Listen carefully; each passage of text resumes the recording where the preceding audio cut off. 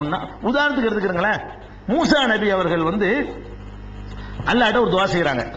என்ன துவா செய்யறாங்கன்னு கேட்டா, அவருக்கு பேச வராது. மூசா நபிக்கு பேச்சு ஒழுங்கா வராது.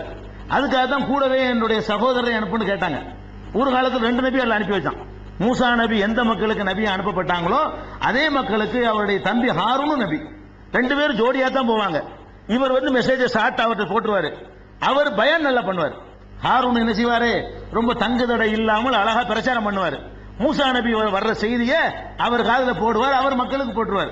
இப்படி அவர் அல்லாஹ்ட்ட கேட்டு அஹு ஹாரூன் ஹு அஃப்ஸஹு மின்னி, என்னுடைய சகோதரர் ஹாரூன் என்னை விட நல்லா தெளிவா பேசுவாரு, அவரை எனக்கு கூட ஜாயிண்ட் நபி அனுப்பி வைன்னு அவர் கேட்டார். அல்லாஹ் அனுப்பி வச்சான். அப்ப எதனால இப்படி செஞ்சாங்கன்னு கேட்டா, அல்லாஹ் சொல்றான், மூசா நபி அல்லாஹ்ட்ட ஒரு துஆ செய்றாங்க. ரப்பி ஷ்ரஹ் லி சத்ரி வ யஸ்ஸிர் லி அம்ரி வஹ்லுல் உக்ததம் மின் லிசானி யஃப்கஹு கௌலி.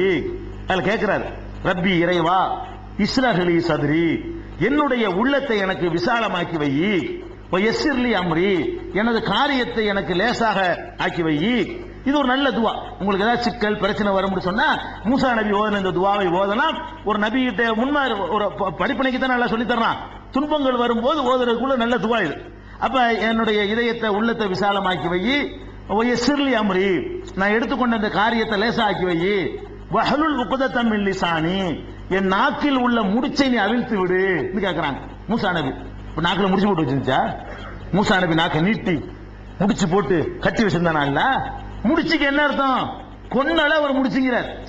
மூசா நபிக்கு திக்கி திக்கி அந்த கொன்னலுங்கிறோம்ல, திக்கு வாய்ங்கிறோம்ல, அவருக்கு திக்கு வாய் இருக்குது. வார்த்தையை சொல்லும் போது என்ன செய்யாது, டக்குன்னு ஒரு வார்த்தை விழாது. விழலேண்டவன முடிச்சு மாதிரி இலக்கியம். முடிச்சை எனக்கு அவிழ்த்து விடுன்னு அவர் கேட்கிறார். அப்ப நம்ம முடிச்சு என்ன பண்ணிட கூடாது? மூசா நபி நாக்கு உள்ள பெருசா இருந்துச்சு, அதை இழுத்து முடிச்சு போட்டு வச்சிருந்தாங்கன்னு வழங்கிட முடியுமா? நாக்குல முடிச்சு போட இயலுமா? யார் நாக்குல ஏச்சி போட இயலாது. நாக்குல முடிச்சு போற அளவுக்கு அவருடைய அவ்வளவு பத்தாது. அதனுடைய நீளம் அதோட அளவு இருந்தால் முடிச்சு போட முடியும். அப்ப முடிச்சு போட்டு இருந்துச்சுன்னு அவர் சொல்றாரு. என்ன அர்த்தத்தில் சொல்றாரு? முடிச்சிடணும், முடிச்சுன்னு வழங்கிடக்கூடாது. சிக்கல். முடிச்சுக்கு என்ன அர்த்தம்? என் நாவில் உள்ள சிக்கல். சிக்கல்ங்கிறத விட இலக்கியத்தில் நேரடி அர்த்தம் பார்த்தா சிக்கல் தான். சிக்கல் எதுக்கு சொல்றது? நூல்களை ஒன்னா கண்ணாபின்னான்னு கலந்த உடனே பிரிச்சு எடுக்க முடியாம சிக்கிருமாருங்க. எது தலைப்புன்னு தெரியாது, எது தூருன்னு தெரியாது. அந்த மாதிரி நூல்கள் ஒன்னோட ஒண்ணு பின்னிட்டா தான் அதை சிக்கல்னு சொல்லுவோம். ஆனால் கூட நம்ம சிக்கல் எதுக்கு பயன்படுத்திட்டு இருக்கிறோம்? பெரிய சிக்கலா இருக்கு பாக்குறோம். என்ன சிக்கல்? நூலை போட்டு பின்னிக்கிட்டீங்களா? அதான் சிக்கலுக்கு அர்த்தம். இருந்தாலும் சிக்கல்ங்கிற அர்த்தத்துக்கு வேற அர்த்தமா போயிடுச்சு. சிக்கல்னா பிரச்சனை அர்த்தம். நேரடியான அர்த்தத்தை நம்ம கருதுவதில்லை. சிக்கல் ஏற்பட்டுச்சு நம்ம கருதுறது இல்லை. அந்த மாதிரி ஒரு மூசா நபி என்ன செய்யறாங்கன்னு கேட்டா, வஹ்லுல் உக்ததன் மின் லிசானி. உக்குதத்து என்பது இந்த உக்கதுன்னு வருதுல்ல, ரெண்டும் ஒரே சொல். மின் ஷர்ரின் நஃபாசாத்தி ஃபில் உக்கத். உக்கது என்பது பன்மை, உக்குதத்து என்பது ஒருமை.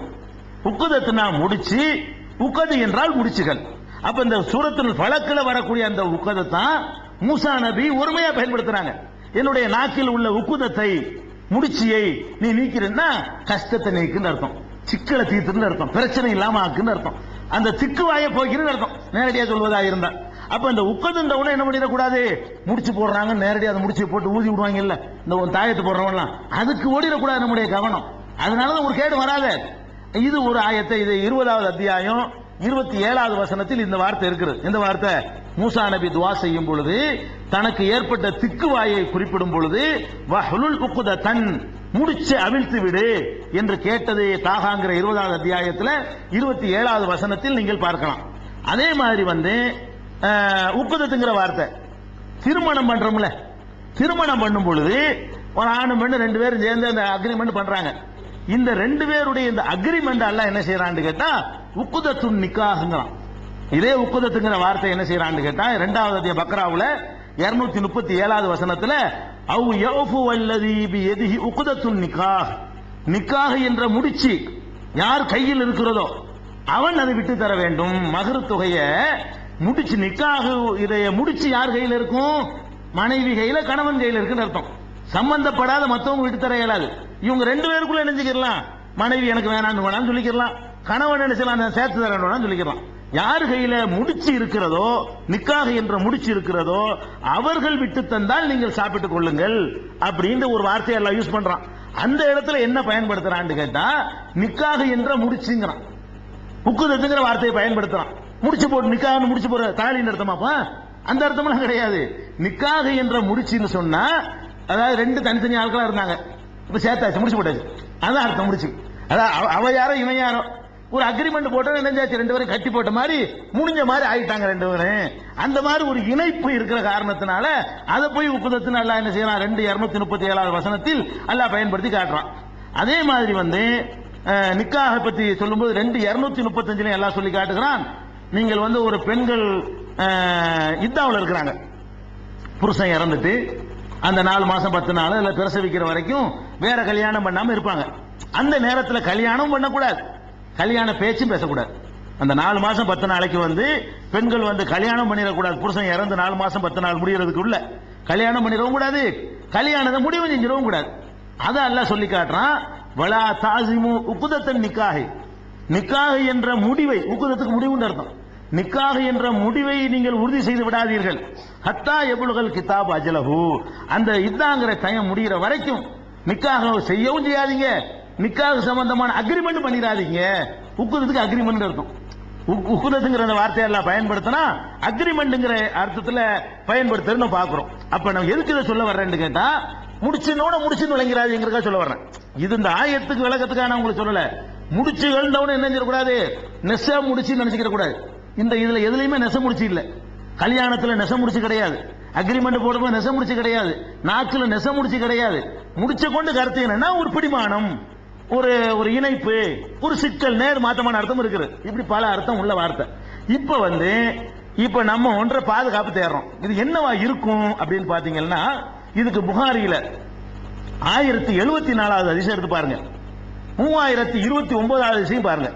1074 3029 புகாரியில அதுல என்ன இருக்குன்னு கேட்டா, ரசூல் ஸல்லல்லாஹு அலைஹி வஸல்லம் சொல்றாங்க, இதே வாசகத்தை இந்த முடிச்சுல ஊதுறதுக்கு பாருங்களேன், இதே மேற்ற சொல்றாங்க. ஒரு மனிதன் அவன் தூங்கும் பொழுது ஷைத்தான் வந்து தலைமாட்டில் வந்து உட்கார்ந்து கொள்கிறான். ரசூலுல்லாஹ் சொல்றாங்க, யஅகிது ஷைத்தானு அலா காஃபியத்தி ரஸி அஹதக்கும், இதான் நாம உங்கள ஒருத்தர் தூங்கும் போது ஷைத்தான் தலைமாட்டில் வந்து உட்கார்ந்து கொண்டு என்ன செய்யறான்னு கேட்டா, சலாச உகதின், 3 முடிச்சுகளை போடுகிறான். நீங்க தூங்கும் போது 3 முடிச்சு போடுறான். என்ன சொல்லி 3 முடிச்சு போடுறான்னு சொன்னா, அலைக்க லைலும் தவீல் ஃபர்குத், ஏய் ரொம்ப நேரம் இருக்கு, நல்லா தூங்குப்பா, நம்மள சுபுக்கு எந்திரிக்க கூடாதுங்கறதுக்காக வேண்டி என்ன செய்யறானா, ராத்திரில வந்து தலைமாட்டில் உட்கார்ந்துக்கிட்டு 3 முடிச்சு போடுறானா. 3 முடிச்சு போட்டு என்ன சொல்றான்னு கேட்டா, அலைக்க லைலும் தவீல், இன்னும் இரவு நீளமா மிச்சம் இருக்கிறது, நல்லா தூங்கு என்று சொல்கிறான்.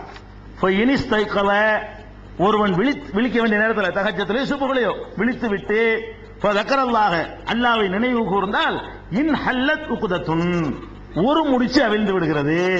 முடிச்சவனே நெஞ்சிருச்சு, ஒரு முடிச்சு அவிழ்ந்து விடுகிறது. முடிச்சிட்டோம், முடிச்சிட்டு மரப்படுத்துருவோம். சில ஆளுக்கு என்ன செய்வோம், பாங்க சத்தம் கேட்டு முடிச்சிருவோம், அலாரம் முடிச்சிருவோம், முடிச்சு அப்படி உட்கார்ந்துக்கிட்டு மர பொட்டு விழுந்துருவோம்.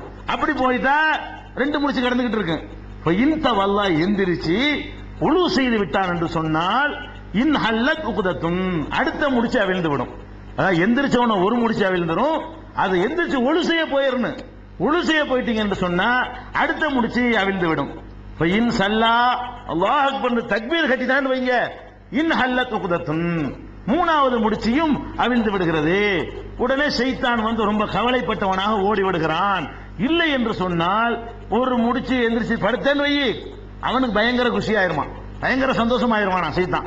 அப்படின்னு சொல்லி ரசூல் ஸல்லல்லாஹு அலைஹி வஸல்லம் அவர்கள் முடிச்சிருந்தா என்னங்கிற இதான் முடிச்சிங்க. ஷைத்தானுடைய நல்ல காரியம் செய்யாமல் நமக்கு முடிச்ச போட்டு வைக்கிறான் பாருங்க, அதுல இருந்து அவன்கிட்ட தான் பாதுகாப்பு தேடணும். இதுல வந்து நம்ம அந்த நேரத்தில் வந்து என்ன கேர்ஃபுல்லா இருந்தாலும் பிறண்டுருவோம். அப்ப நம்ம டெய்லி அதை இரவுல படுக்கும்போது ஓத சொல்றாங்க, இந்த நஃபாதாத்து பில்லு ராத்திரில ஓத சொல்றாங்க. அதுவும் இந்த சூறாக்களை எப்போ ஓத சொல்றாங்க, படுக்கைக்கு போகும்போது ஓதுங்கிறாங்க. படுக்கைக்கு போகும்போது நம்ம சுபுக்கு எந்திரிக்கணும். சுபுக்கு எந்திரிக்காம இருக்கிறதுக்கு அங்க ஒருத்தன் இருக்கான் பக்கத்துல, எந்திரிக்க விடாம ஆக்குறதுக்கு. அதை ஜெயிக்கிறதா இருந்தா நம்ம மேல நம்பிக்கை வச்சிடாம அவன் மேல நம்பிக்கை வைக்கணும். அலாரத்து மேலையும் பக்கத்தில் உள்ளவங்க மேலையும் நம்பிக்கை வைக்கிறத விட படைச்சவன் மீது கூடுதல் நம்பிக்கை வைக்கணும். யா அல்லாஹ் நீ எழுப்பி வச்சிரு, கேசட் மாத்தணும்.